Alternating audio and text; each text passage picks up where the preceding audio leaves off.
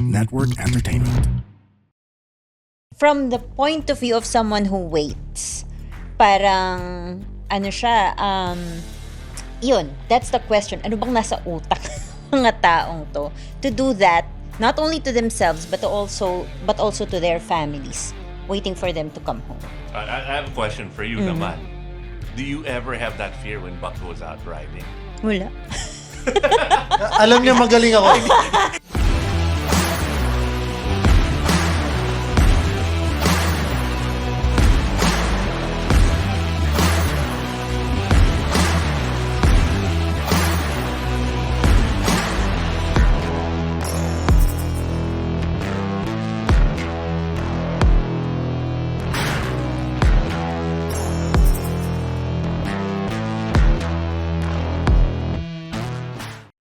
A Buck.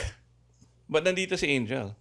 Pag-uusapan natin yung meron daw lumabas na na article sa Esquire kung naman. bakit maraming kamote sa Marilake You know, and other places. so Angel wrote that article. Yes. So, introduce yourselves. Ako? Oh. Oo nga.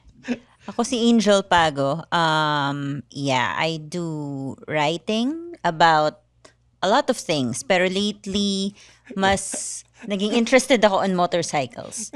So, I bet one day you just woke up and you said, Buck, why are you like this? actually, that's pretty much it. Gusto ko lang maintindihan yung asawa ko. I'm gonna do like deep research, spend a couple of months talking to smart people who can help me understand Buck better.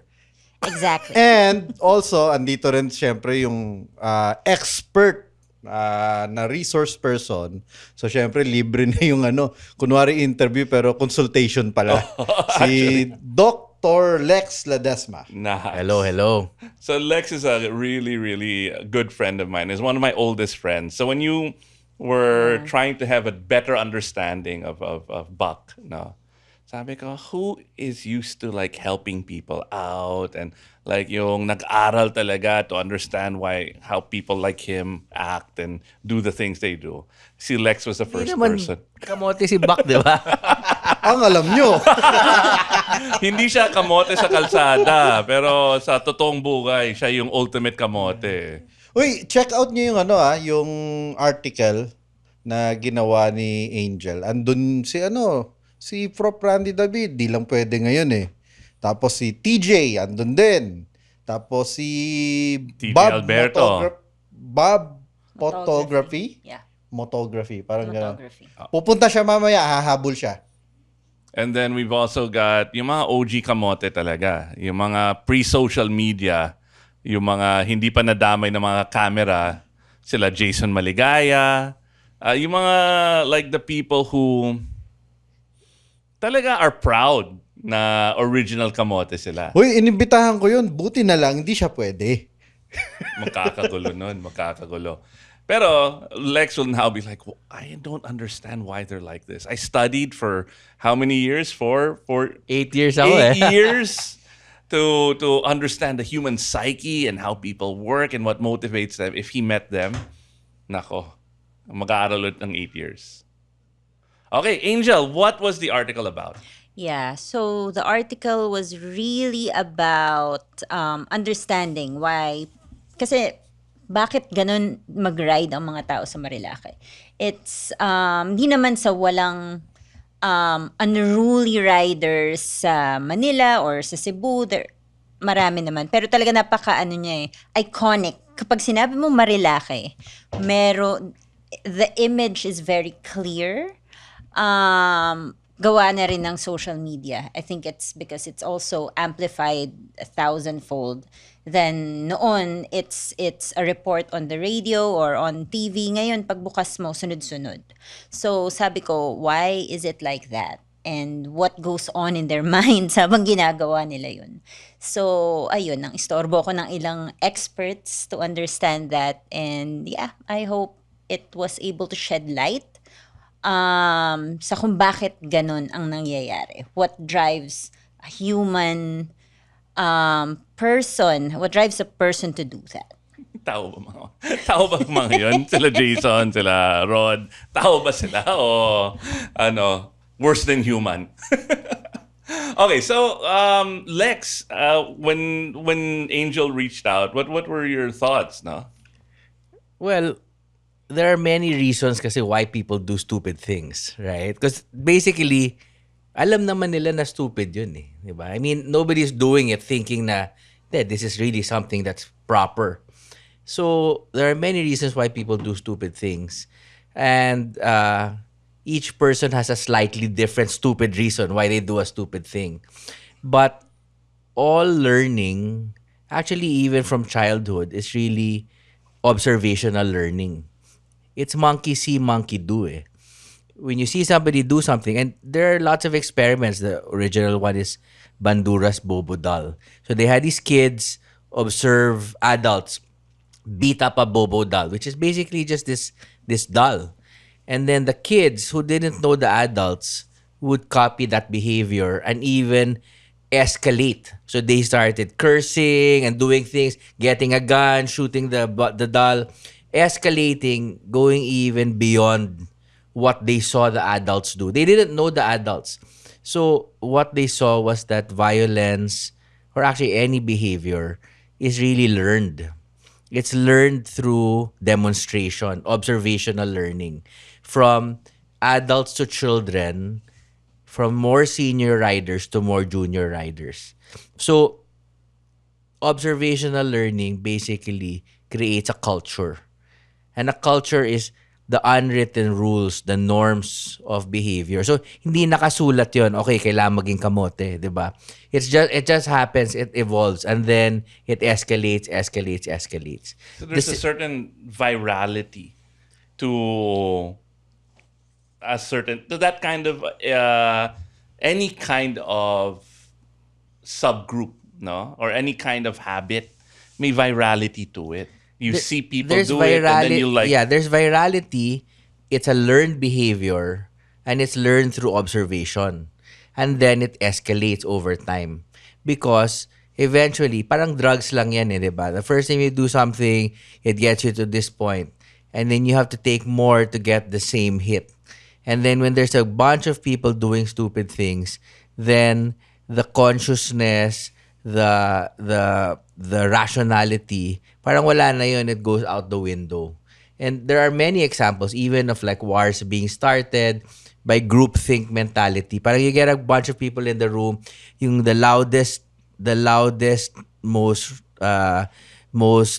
aggressive person grabs the microphone. Tapos siya na yung bahala. Siya na yung big boss. Siya na yung alpha male. And then yung iba, sunod. Pinas yun ah. Sunod lang. Yeah. Kung sino yung malakas ang boses, diba? Siya na lang. And then everybody just kind of follows along. So that's that groupthink mentality. So parang individual thought processes are exchanged for basically conformity. Kasi syempre, parang kung ikaw yung magsasabi, hindi, kailangan ganito, rule following tayo. Parang it's easy to be it's easy to be isolated, and then hindi ka in dun sa group norm. Kasi culture is really formed through unspoken rules eh. It's not really through spoken rules. And also power is also an unspoken rule. Kasi in any group, meron talagang alpha, meron talagang beta, meron talagang it's really parang may pecking order yan eh. Similar to dogs. Diba sa dog, if you have dogs in the house, there's really a pecking order. Any animal, may pecking order yan. Actually, that's funny. Kasi you're right. In biker groups are tribes, no? And I rode with some people before. And for the top, there's really nobody competing who's alpha. Right? Obvious naman sa mga group kung sino yung mga sinusundan, no? But the funniest thing is the people fighting for the bottom two. Ay, hindi ako yung inapi, ikaw yung inapi, Bak, di ba? Parang yun ang pinaka nakakatawa. Yun! May humabol. May humabol. Tara, sali ka. Sali ka na. Ako, nandun ako sa kabilang building at tagal ko doon. Cellphone din pala yun. Okay. Catch your breath. Sige, sige.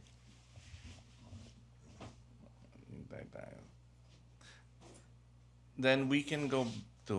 Hindi, may tanong ako doon eh. Oh, sige, sige. Itanong ko pag nakaupo na. I'm wondering, can we just continue while he's getting, Oh, tapos introduce natin si James. James, ready na? Yeah. Ayun. Is it okay na meron? Yeah. Wala pa yung Bagong ano. Ginagawa. Petronas, I'm now handling social media, Formula One. digital marketing, and Ay, business ay, development ay, of basta. Petronas Philippines. Galing. Yeah, kaya pwede siguro tayo mag-ano. Yeah, let's chat. Gusto nga ng boss ko eh. Okay. Okay, game. Game. So, let's not edit Bob coming in. No. We'll just keep it natural. Nabiglang nandun na siya. Wag na. Parang, or gagawa ko ng, gaganon ba tayo? Anyway, all right. So we were talking about Virality. virality and kind of, Lex touched a bit about the psychology. Pero may tanong ako, Doc Lex.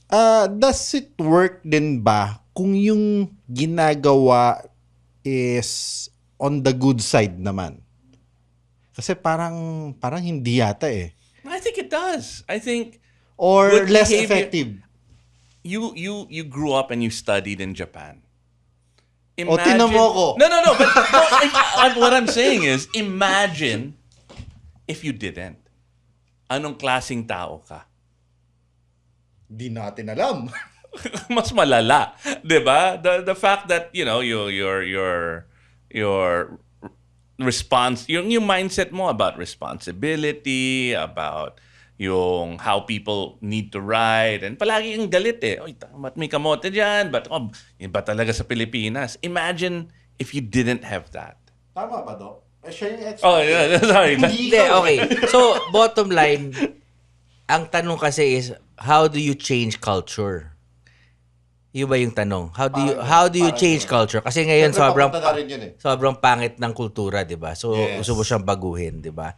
So, definitely there has to be an awareness of the culture in and of itself na may problema yung kultura. Kasi the challenge is, hanggat walang awareness, bakit ka magbabago, 'di ba? So if there are role models within the community na, kasi nga ano siya you have to understand since tribal mentality. So kailangan may alpha ka na champion. Kasi yung street credibility, importante yun eh. A rank is not formalized. Pero kailangan may high-ranking people within the community na magsasabi, oops, tama na, hindi pwedeng ganyan. And then, sila yung magbabago ng culture. Because actually, it's the 80-20 rule eh. Yung 20% are the ones dictating what the 80% will do. So, yung 20%, yun lang naman yung importante. That's only the important people who need to be changed. And then everybody else will just follow. Actually, karamihan naman ng tao follower eh. Karamihan ng tao follower. But the problem is, kadalasan, yung pinakamaingay, yung pinakakamote, yung pinakamagulo, siya talaga yung aangat eh. Because it's easy to be pa ikaw yung cool kid. So parang medyo mababalik ng high school or grade school na parang sino yung astig-astig, ganyan. Oh, sige. Parang ganyan. And to break that mentality kasi, you have to have champions eh. Who will say, okay, ito na yung bagong kultura natin. So, I mean, I guess what you're saying is good behavior is also something that monkey see, monkey do. Everything is monkey see, monkey do. Kasi nga, yung Bobo doll experiment is really observational learning is how everybody learns. Even nung bata ka, ganun yun eh. Nakita mo sa magulang mo, nakita mo sa teacher mo. So, that perspective, ano kasi tayo, di ba? We're animals eh. Di ba yung tao? We're animals. A part of us is Some animal. more than others. Animal tayo eh. So you have to understand animal behavior. Very similar yan sa human behavior. How birds operate when they're in a flock of birds, how turtles operate. Ganun yun eh. Meron talagang alpha. Yun talaga yung nagdidikta. Okay, ito yung gagawin natin ngayon. Even with ants, even with bees. So, only a few people have to change. Hindi lahat. Yung mga small time, hindi importante. Susunod lang yun eh. So I'll give you an example. No, tayo we ride every day, and before yung mga TNVS came around, yung mga Angkas, yung mga Move It, and these guys have to train to get accredited as a TNVS rider. So dati, sa mga stoplight, unahan yon, lampas sila sa linya, all the riders. Kahit ako, lampas ako sa linya. Kasi nakalusot Ako ako. hindi, ikaw lang yun. Before. But now, you'll see and there are a lot of these guys who are responsible. They're breadwinners. No, they're the real driver for a middle class, I think. No? When one or two of them will line up at the line, like literally at the line, sa stoplight, everybody else will follow. And minsan may isa na lang pasaway o dalawa na lang pasaway. So nakikita ko that people, when Filipino riders do follow the rules, they will follow the rules also. Pero kung nakita nila lahat lumulusot, lulusutan sila. Balik tayo sa Marilake. Andito na pala si James Bob. Ano naman yan eh. Tag dito, hindi naman sumulpot yan bigla dyan. Na late lang. Hindi ko alam na galing ka ba? Saan ka galing? Na portal ako. Yun yung term dun, di ba? Portal. Yeah, portal. Saan ka galing? I am based in Pampanga. You In Clark. went here from Yeah. Pampanga? Yes. Grabe ka naman. Oh, gusto mo Abusado ka. Thank you for coming over, No man. problem. I also came from a meeting nearby. So, Okay. pasensya na. Yeah. So, we're talking about monkey see, monkey do. Lex was saying learning is because people are watching. Yeah. No? And you are the ultimate watcher. You're not just a watcher, you're an amplifier. Dati, back in the day. Somehow, yes. Because siya yung mga OG na nagpipitik. I don't know if you baka you can explain to Lex, who isn't a rider also, what you did back in the day, and then what you noticed as the ultimate watcher, no, and sharer, because people millions of people would have seen his photographs. Yeah. Post-pandemic lahat eh. Kasi prior to the pandemic, ang mga umaakyat lang doon yung mga OG na mga namamasyal lang talaga. Walang nagpapasikat. So, after the pandemic, parang lahat sabik na lumabas. So, Marilake is the nearest to Manila, di ba? It has the same vibe as Tagaytay or Baguio, and then yung zigzag, yung kalsada. So, lahat nagra-ride doon. So, ngayon yung mga photographer naman na mostly sa iba, mga events photographer na wala namang events nung time ng pandemic. So, umakyat din na nagmamotor at namimitik doon. Nagsimula na marami nang namimitik na mga photographers sa Marilake. Riding So, and photography, Yeah. Lex, go hand in hand because Yeah. you're exposed.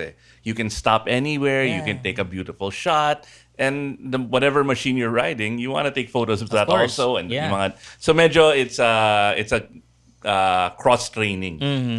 Yeah. And then, bigla na lang na, ang dami na ring umaakyat ng Marilake, maraming photographers. So some of them goes to Marilake just for the shot. Yeah. For the gram. Yeah. And then I've noticed, as what you've written in your piece, na napansin ko nag-iiba yung itsura nila eh. I mean, nag-iiba yung body position nila, yung stance, yung motor biglang talagang nagta-throttle out, yung iba Nagpo-pose na. sobrang lean, yeah. Please do not blame us. Yeah. Kasi actually, nandun lang ako just to practice my photography eh.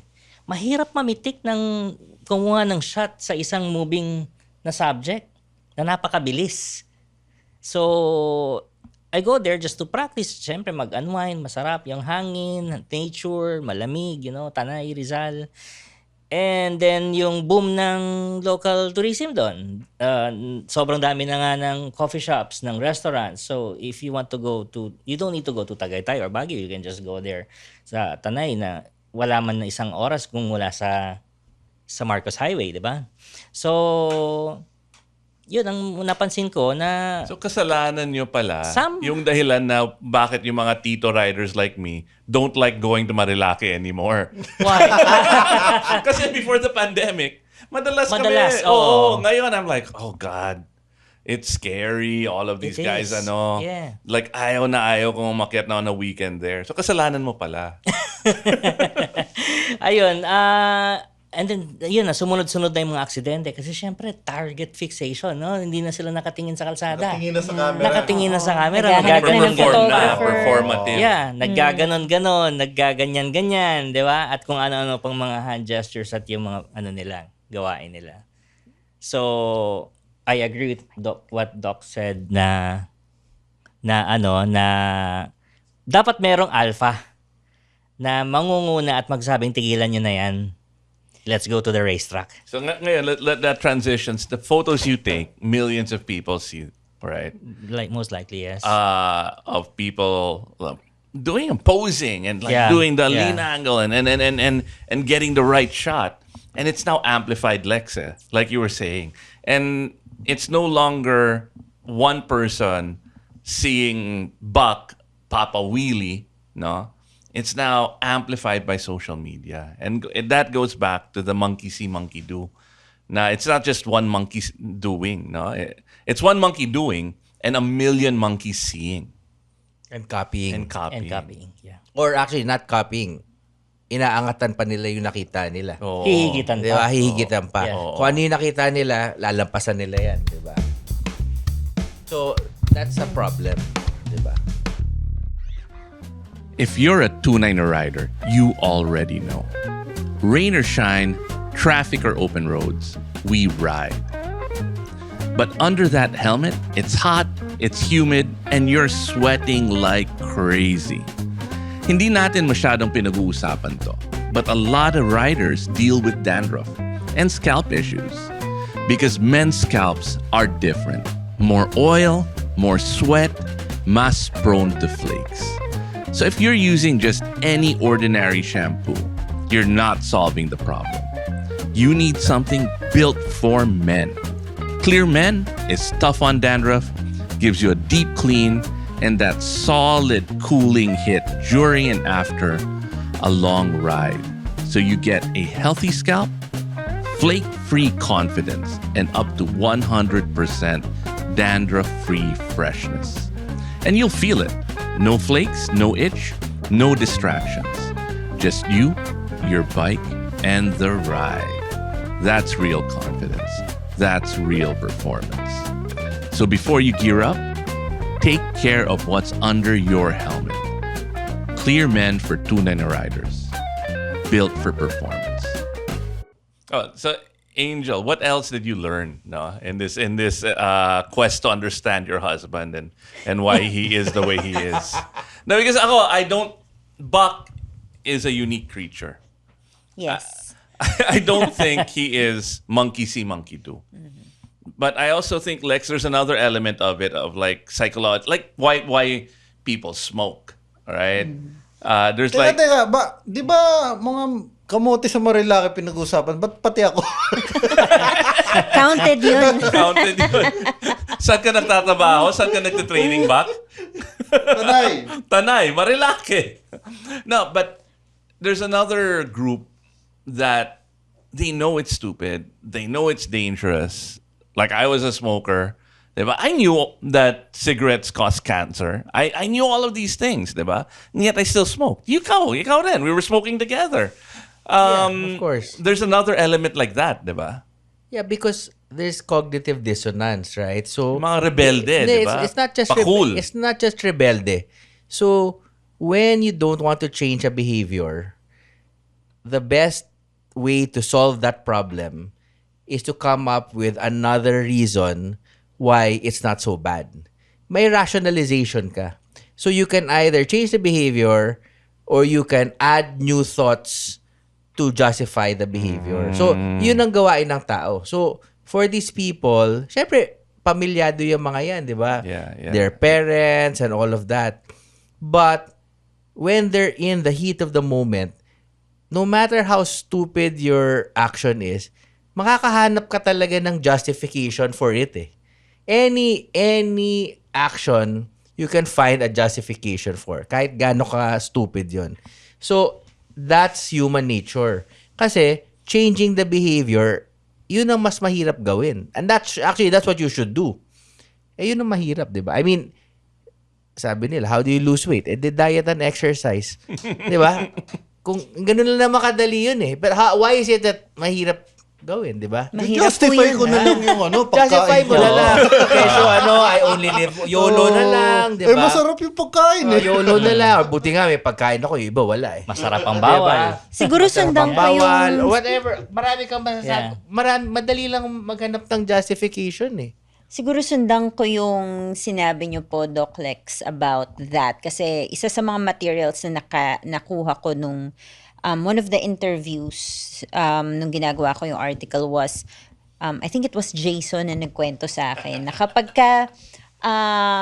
umaalis siya or to ride with his team, with his friends, na yung asawa niya daw, hindi sumasagot ng call from an unidentified number for fear na may dala yung balita na masama. Wow. So parang from the point of view of someone who waits, parang ano siya, yun, that's the question. Ano bang nasa utak ng mga taong to do that, not only to themselves but also to their families, waiting for them to come home. I have a question for you naman. Do you ever have that fear when Buck goes out riding? Wala. Alam niya magaling ako. Hindi ka mahal niya eh. Alam niya magaling ako. Marunong Ingat mag-post, ka, magaling tatanga-tanga. mag-post. Ganun din si Grace, walang pake eh. Hindi, ganun What siya. else did you learn? What else did you learn talking to these guys? And they're all guys, no? May kamote ba na babae? Actually, Ay, oo, marami Madami. tayong kilala, Oo, marami madami. pero mas amplified yung Daniela. lalaki kasi mas maraming Yeah. mas maraming rider na lalaki. Yeah. I mean, kahit sa in general na na aksidente, not just in Marilake, but accidents, motorcycle accidents. Mas marami talaga ang lalaki kaysa babae. Ngayon may mga nababalitaan na tayo. But generally, Kami, we're all about like badass, hardcore women riders. Like we highlight their stories, but I would say about our viewership, mga 20% lang, which I already think is on the high end. So probably, you're probably looking at mga 10% ng riding community are women. so kaya mas na-highlight na ang pag sinabi mong kamote, the persona that comes into your mind is lalaki. Yun. So, yun yung I Mas think that's kamote naman also ang lalaki kahit hindi sa bike. Yeah, Diba? In actually. general, guys do stupid things, especially in groups of, I mean, at my age, when I get together with my high school friends, parang nag-regress lahat eh. Is Diba? it a question of biology? Yeah, I think it's proven that men mature later than women. About 5 to 10 years yan eh. So actually, the older man with the younger woman, actually mas bagay talaga yun eh, in a way, because you're actually the same emotional age. Or sir, Diba? pwede ba yung Lex, anong isang age gap babae yun sa yan, ano? no? Usually I mean, when I say yung May 10 years pa ako. yung lalaki yung lalaki mabagal talaga yung lalaki. Even in younger kids, toddlers, ganyan, the boys learn to speak slower, yung babae mas mabilis. Actually, yung babae talaga is more mature eh. Actually. Even as students, mas mature talaga yung babae in general. Easier to teach, more rule following. You look at diba? Yung mga top schools now, like, or top degrees, law, for example. Majority of the people who get into law school are in the top law schools are women. Medicine, same thing. They actually now have to have rules so that there will be some men in these schools, diba? Okay, so going back, what else did you learn from the other, like the OG kamotes like Jason? Natropa natin yun. Ayun, siguro isa rin sa mga dahilan bakit ko ginawa yung article is there is an element of public interest. Kasi itong pag-ride na ginagawa is done on public roads, used by the public, Yes. motorists, mga pedestrians, and basically it's a public interest. May public interest. So, sabi ko, ito siguro yung kailangan natin maintindihan bakit to ginagawa sa publiko. I mean, I remember the idea to this for this article came after the Boss Ironman controversy. Yeah. Hindi I'm not judging what happened there. Something And the about- previous we judge. Oo nga. We always judge. May actually isa sa mga materials na hindi ko nagamit is yung interview ko with Henry Tolentino. Which I'm Yung planning to president ng Boss. president of Boss, na plano ko siguro magagamit ko yun in the future. Pero ayun nga, this is an activity that's done on public roads. So maybe sana dun sa from the article mabasa siya ng, I don't know, policymakers, mga government agencies to craft new or not new, make laws and more effective, more grounded. Kasi yung mga nilalagay nilang tarpaulin, hindi naman sinusunod eh. Hindi talaga. Oo, 2 araw Ano na may yung nakalagay sa tarpaulin? Wag English wag kaya maingay. hindi nila alam. Oo, wag kamote. Hindi, alam mo Wag dapat- maingay. Alam mong dapat, I mean, there has been evidence of that. Kung maglagay sila ng parang caricature na sobrang laki na policeman, tapos may nagbabantay or malaking mata. So basically, to people have to see that they're being watched.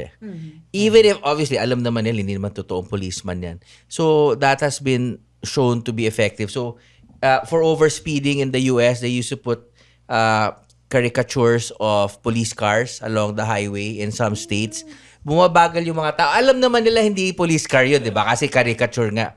But just seeing the police car, para natitrigger, nare-remind sila na, oops, may speeding sa pala. China, may Same mannequin na nakabihis police, di ba? And then gumaganon-ganon may, yung kamay. may scientific Oh. data yan, yung ganyan. Basically, alam naman ng tao na hindi totoo yun, but it's a reminder of kasi yung mga signs hindi effective ang sign eh. So, yeah, the signs are definitely not effective. Kasi kung may nakita akong sign na wag umihi dito, I'll be like, fuck, I need to pee. I wanna pee there. Diba? Like, and then if there's a big wall and there's a sign that says, wag umihi dito sa gitna, doon ka lalapit at umihi. Diba? Siguro dapat lalagay mo, umihi ka dito and get free gonorrhea. Yun, wala nang iihi doon. Okay. So what else? What else, Angel? Kasi even yung mga sa cigarette packaging, di ba, na may mga ganyan, sobrang Wala, hindi no effective effect. yun. You'll zone Sobrang out. hindi effective yun. Anything that is too extreme a reaction, you can easily justify away. Hindi effective yung ganun, yung scare tactics. Hindi gagana. That's why, kung may, let's say, may policeman na caricature, hindi naman nakakatakot yun eh. But at least you can say, okay, tama. I shouldn't overspeed kasi baka mahuli ako. So, Lex, you shared about how when people see it, they'll copy it. No? And then, si James, you take pictures of these Yeah. guys and then shared it On social on media. social media. And everybody sees it and they want to do it. No? Ano yung impact nun, Angel? I mean, from when you went up there, you guys went up to Marilake and you interviewed some people, no?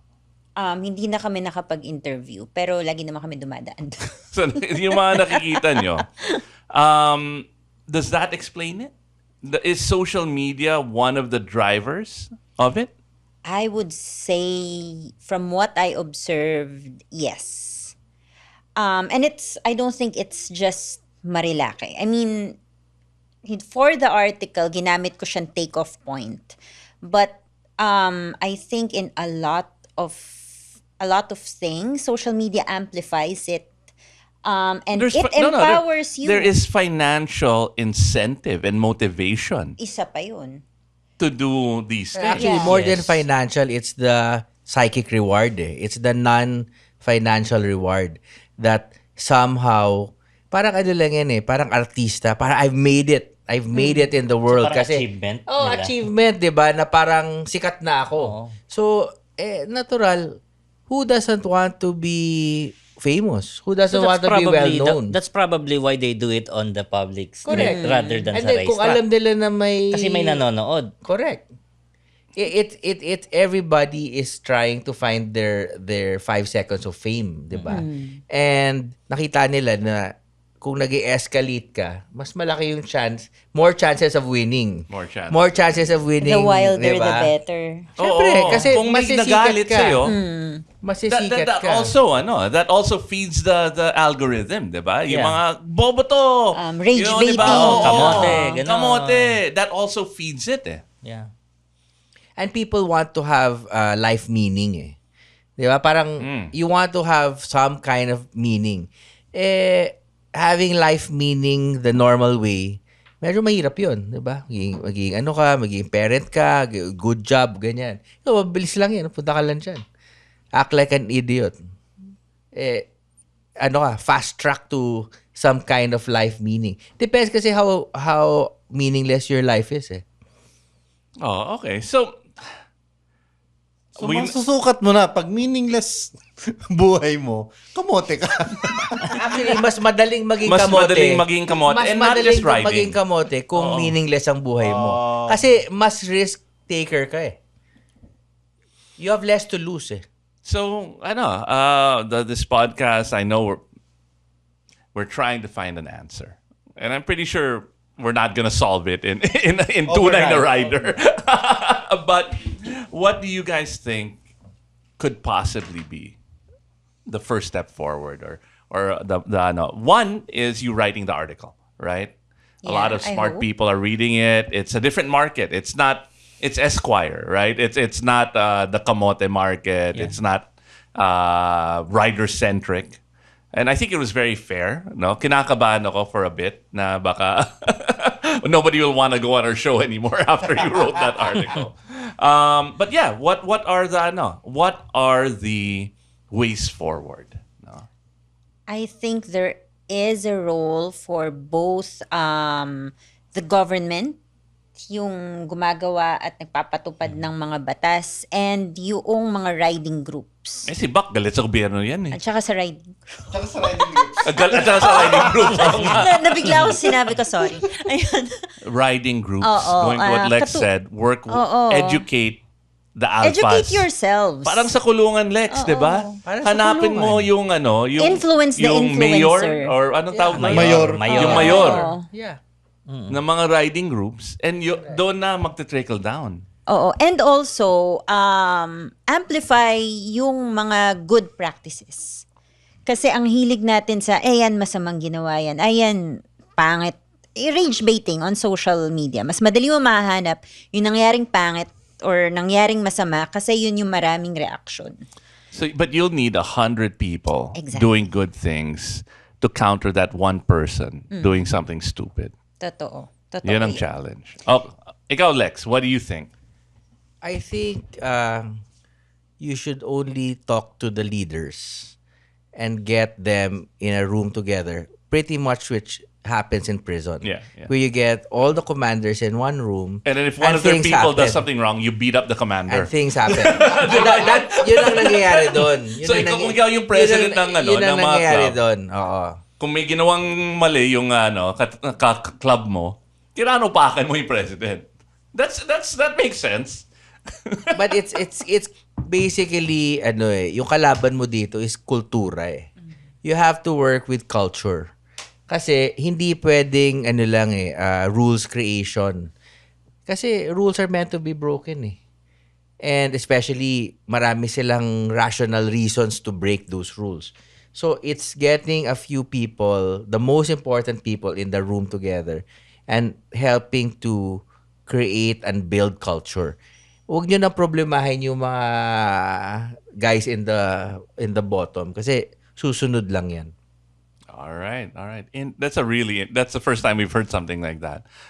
James, ikaw, Yeah. you stopped taking photos na doon. Hindi na kasi just like the kamotes, I see them in the racetrack now.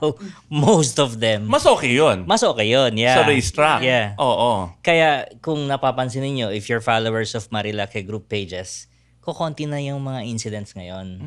Kumonte. Kumonte. I mean, our followers will agree with me kasi active ako eh. Admin nga ako ng ibang mga groups doon. So wala na masyado. Marami na ring about policy, marami na ring naipatupad na policy. And I think yung pinaka-last na the implementation of the rules dyan sa Marilake, I think okay siya. Kasi napakonti yung mga incidents na ganon. Yung municipal government of Tanay have tried many times to amend their ordinances para maging angkop sa sitwasyon. And then yung HPG ilang beses na nag-organize ng mga campaigns diyan, the tarpaulins. Actually 50 nga lang kph ang allowed na diyan. Ha? Yes, 'di ba sa mga tarpaulin? Yeah. You start from 50, 60 lang hanggang sa Tanay, sa Sampaloc. Hindi na ako heated because I want to be an advocate for Yun talaga. for safe and Yeah. responsible riding. Yeah. Ako wala akong alam, di ako pumupunta dyan. All these measures, yes. Okay. Sorry. All these we'll 5 minutes. Okay. Okay. All these measures have been implemented after the last major incident there na yung Superman. Yeah. After nun, medyo kumonti na. So kumonti na rin yung umaakyat. Pero may napansin ako, gabi, sila ngayon naglalaro. No comment. I only like going up to Marilake. I at go night. there like any time of the day when ang I'm sarap here in paggabi. Manila. Ang Masarap sarap paggabi. paggabi. Madami din naglalaro sa Ako gabi. wala akong alam. Baka. Tapos, eto pa ang bago sa mga namimiti kasi kanina somehow sinabi natin kasi nag-iiba yung itsura kapag pag mayroong photographer. Ngayon may bayad na. So nababawasan wala na na rin. libre. Wala. Ah. Mahal na yung gasolina eh. Hindi diba? na libre yung pitik, yung picture. So, ang ginagawa ng ibang photographer, May watermark na. may watermark. Popost nila, screenshot lang ng gallery ng phone nila or ng PC nila. Tapos, i-message mo lang sila ng file number. Ke-claim mo ngayon yung picture mo. Gcash na lang. Gcash na lang. So, somehow, siguro, yun, kumonti na Ginagawa yung mga kasi nagpapasikat may bayad kasi na eh. may bayad na, mahal na. Okay, so Yeah. after 300 episodes back, I think we finally have one na matino. Ito ba yun? Ito yata yun. Talaga? So again, thank you, James. Thanks, Lex. Thanks, Angel, for writing the article and putting this all together. No? And I really think it's gonna do some good. Para ma-solve, ako personally, I think para ma-solve yung kamote problem, taasan pa yung gas. Maraming salamat, Trump. Bumait lahat ng mga driver, mga rider. Wala nang masyadong nangangamote. Kagabi sa SLEX. I mean, may culture ka pa. Education, government, wala. Doble mo yung presyo ng gasolina. Wala nang kamote. Kagabi sa SLEX, yung mga sasakyan, 60 lang ang takbo. Oo! Tayo yung pinakakamote kasi naka-electric tayo. Diba? Anyway, on that note, thank you so much for dropping by Tunay na Rider. This has been a real educational episode. May kwenta to, Bak. Ba't ito yung asawa mo? Yun ang tanong. Yun ang tanong. Abangan! Bye-bye! Bye-bye! Tama na yan. Huwag na kayo magmotor. The opinions of podcast creators, hosts, and guests are not necessarily reflective of the official stance of the Pod Network Entertainment, its hosts, or other network programs. The content created by the people behind the podcast is personal and not meant to harm any religion, ethnicity, group, organization, company, or individual.